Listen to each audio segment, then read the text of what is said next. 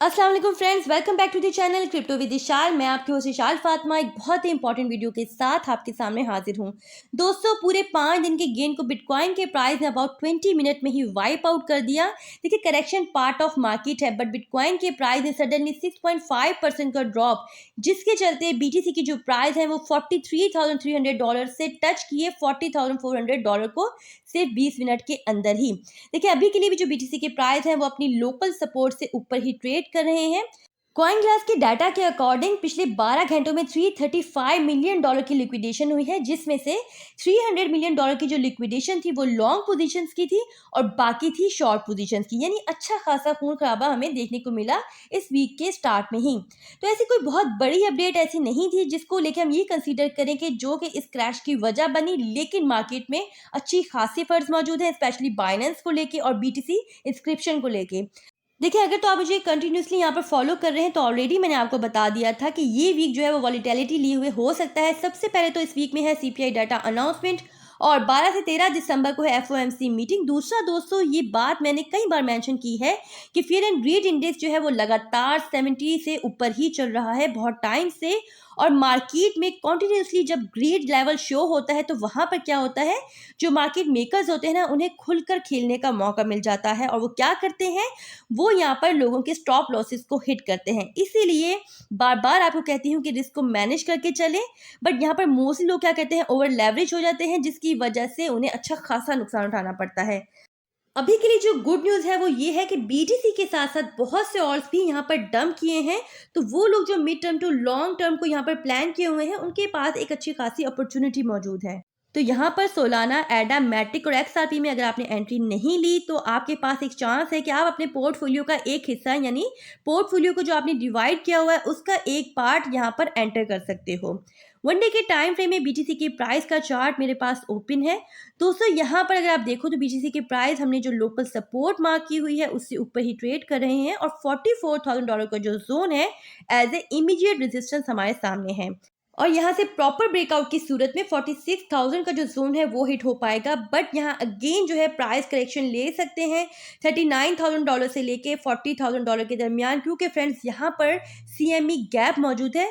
और हिस्टोरिकली अगर हम देखें तो ये जो सीएमई गैप है ये एज ए मैग्नेट काम करता है, यानी प्राइस को अपनी तरफ खींचता है।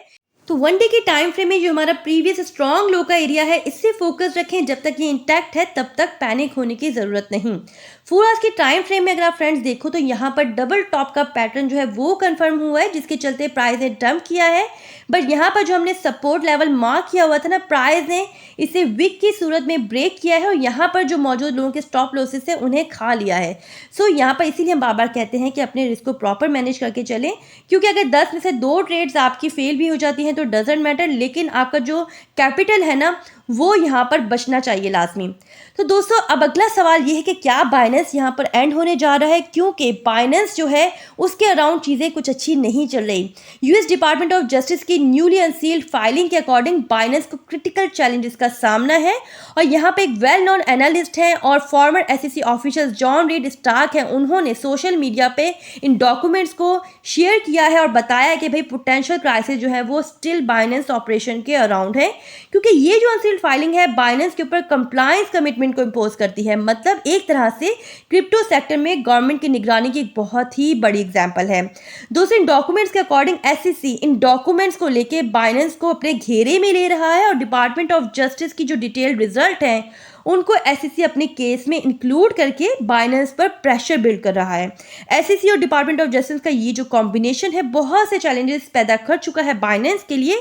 अब अगर बाइनेंस अपने न्यूली सीईओ के अंडर इन चैलेंजेस को फेस करने में कामयाब रहता है तो उसी सूरत में उसका जो फ्यूचर है वो डिसाइड होगा। क्योंकि तशवीशनाक बात यहाँ पर दोस्तों ये है कि ये जो डॉक्यूमेंट्स हैं ये शो करते हैं कि ऑफिशियल्स की अप्रोच पर इन्हें बाइनेंस के डॉक्यूमेंट्स, रिकॉर्ड्स और रिसोर्सेज तक अप्रोच मिल सकती है और इसमें तमाम स्टाफ जो कि बाइनेंस का है या रह चुका है, इंक्लूडिंग फॉर्मर एम्प्लॉयज़, कंसल्टेंट, सब तक इन्हें अप्रोच मिल सकती है। और यहाँ पर फ्रेंड्स सबसे बड़ी बात ये है कि जो एसईसी है ना वो हाथ धोकर बाइनेंस के पीछे पड़ चुका है दोबारा से। एक बात मैं आपको बता दूं कि किसी भी एक्सचेंज की कोई गारंटी नहीं होती। असल मकसद ये होता है कि हमें अपना पोर्टफोलियो कैसे सेव रखना है। तो हार्ड वॉलेट जो होता है वो एक बेस्ट ऑप्शन होता है, लेकिन उसके अलावा आप अपने पोर्टफोलियो को सिर्फ एक ही एक्सचेंज तक महदूद मत रखो, बल्कि उसे डाइवर्सिफाई करो 2 से 3 एक्सचेंजेस पर। इसके अलावा एक और बहुत ही बड़ी फंड है जो कि actually not a good one, क्योंकि बिटकॉइन इंस्क्रिप्शन को ऐड कर दिया गया है एनवीडी में, और एनवीडी ने बिटकॉइन इंस्क्रिप्शन को as a cyber security risk flag किया है। जो नहीं जानते उनको बता दूं कि बीटीसी इंस्क्रिप्शन एक न्यू वे है जिसके थ्रू डाटा को बीटीसी ब्लॉकचेन पर स्टोर किया जाता है। देखिए, एनवीडी की लिस्ट में ऐड होने का मतलब है कि साइबर सिक्योरिटी के लिए इसे एक खतरा समझा गया है, कैटलॉग किया गया है, और पब्लिक अवेयरनेस के लिए इसे इंपॉर्टेंस दी गई है as a cyber security threat. और ये डेटाबेस जो है ये मैनेज होता है National Institute of Standard and Technology के अंडर, जो कि एक एजेंसी है यूएस डिपार्टमेंट ऑफ कॉमर्स की। देखिए दोस्तों, इशू ये है कि दूसरी क्रिप्टो करेंसीज को लेके यहाँ पर कंसर्न शो किया जाता है, लेकिन बीटीसी पे कोई स्ट्रिक्टली यहाँ पर एलिगेशंस नहीं लगाई गई पहले। तो इस तरह की जो अपडेट्स हैं, जबकि यहाँ पर बीटीसी स्पॉट ईटीएफ का जो अप्रूवल या रिजेक्शन की जो डेडलाइन है वो करीब है, वो मार्केट को यहाँ पर इफेक्ट कर सकती हैं। अच्छा, इस वीक में जो इंपॉर्टेंट इवेंट्स हैं उन्हें भी हम डिस्कस कर लेते हैं। 12 दिसंबर को है CPI data announcement according to पाकिस्तानी टाइमिंग 6:30 बजे शाम को।